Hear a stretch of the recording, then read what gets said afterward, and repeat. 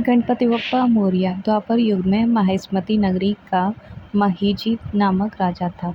वह बड़ा ही पुण्यशील और प्रतापी राजा था। वह अपनी प्रजा का पालन पुत्रवत करता था, किंतु संतान विहीन होने के कारण उसे राजमहल का वैभव अच्छा नहीं लगता था। वेदों में निसंतान का जीवन व्यर्थ माना गया है। यदि संतान विहीन व्यक्ति अपने पितरों को जलदान देता है तो उसके पितृगण उस जल को गर्म जल के रूप में ग्रहण करते हैं।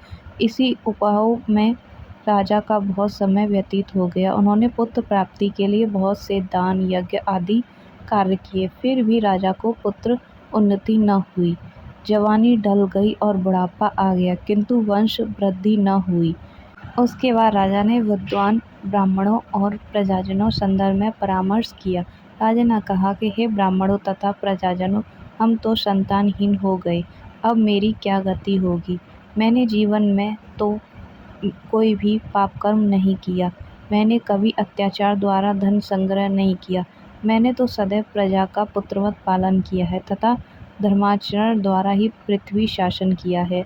मैंने चोर डाकुओं को दंडित किया, इष्ट मित्रों के भोजन की व्यवस्था की, गौ ब्राह्मणों का हित चिंतन करते हुए शिष्ट पुरुषों का आदर सत्कार भी किया। फिर भी मुझे अब तक पुत्र न होने का क्या कारण है।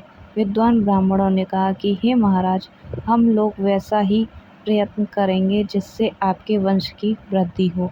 इस प्रकार कहकर सब लोग युक्ति सोचने लगे। सारी प्रजा राजा के मनोरथ की सिद्धि के लिए ब्राह्मणों के साथ वन में चली गई। वन में उन लोगों को एक श्रेष्ठ मुनि के दर्शन हुए। वे मुनिराज निराहार रहकर तपस्या में लीन थे। ब्रह्मा जी के समान वे आत्मजित, क्रोधजित तथा सनातन पुरुष थे। संपूर्ण वेद विरासत एवं अनेक ब्रह्म ज्ञान संपन्न वे महात्मा थे।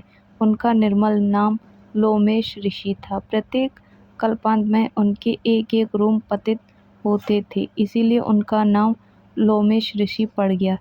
ऐसे त्रिकालदर्शी महर्षि लोमेश के उन लोगों ने दर्शन किए। सब लोग उन तेजस्वी मुनि के पास गए। उचित अभ्यर्थना एवं प्रमाण आदि के अंतराल सभी लोग उनके समक्ष खड़े हो गए। मुनि के दर्शन से सभी लोग प्रसन्न होकर परस्पर कहने लगे कि हम लोगों को सौभाग्य से ही ऐसे मुनि के दर्शन हुए हैं।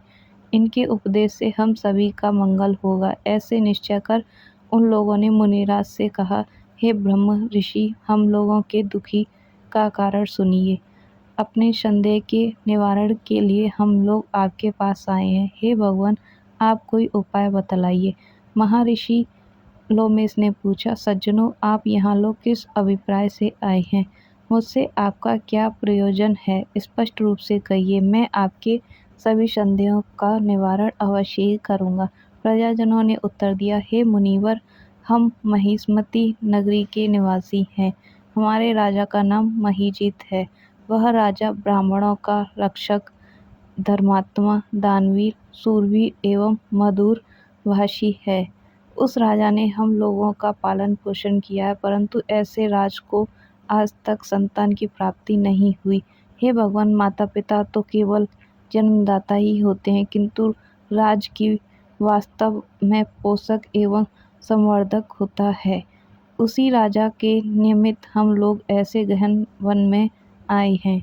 हे महर्षि, आप कोई ऐसी युक्ति बतलाइए जिससे राजा को संतान की प्राप्ति हो, क्योंकि ऐसे गुणवान राजा को कोई पुत्र न हो बड़े दुर्लभ की बात है। हम लोग परस्पर विचार विमर्श करके इस गंभीर वन में आए हैं। उनके सौभाग्य से ही हम लोगों ने आपके दर्शन किए हैं। हे मुनिवर, किस व्रत, दान, पूजन आदि अनुष्ठान कराने से राजा को पुत्र होगा, आप कृपया करके हम सभी को बतलाएं।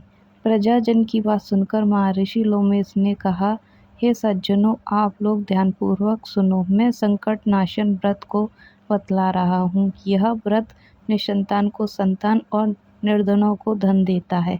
आषाढ़ कृष्ण चतुर्थी को एकदंत गजानन नामक गणेश की अवश्य ही पूजा करें। राजा व्रत करके श्रद्धायुक्त होकर ब्राह्मण भोजन करावे और उन्हें वस्त्र दान करे। गणेश जी की कृपा से उन्हें अवश्य ही पुत्र की प्राप्ति होगी। महर्षि लोमेश की यह बात सुनकर सभी लोग करबद्ध होकर उठ खड़े हुए। नतमस्तक होकर दंडवत प्रणाम करके सभी लोग अपने नगर में लौट आए। वन में घटित सभी घटनाओं को प्रजाजनों ने राजा से बतलाया। प्रजाजनों की बात सुनकर राज बहुत ही प्रसन्न हुए और उन्होंने श्रद्धापूर्वक विधिवत गणेश चतुर्थी का व्रत करके ब्राह्मणों को भोजन वस्त्र आदि का भी दान कर दिया। रानी सुदक्षिणा को श्री गणेश जी की कृपा से सुंदर और सुलक्षण पुत्र प्राप्त हुआ। जो व्यक्ति इस व्रत को श्रद्धापूर्वक करेंगे वे समस्त सांसारिक सुख के अधिकारी अवश्य ही होंगे। गणपति बप्पा मोरया।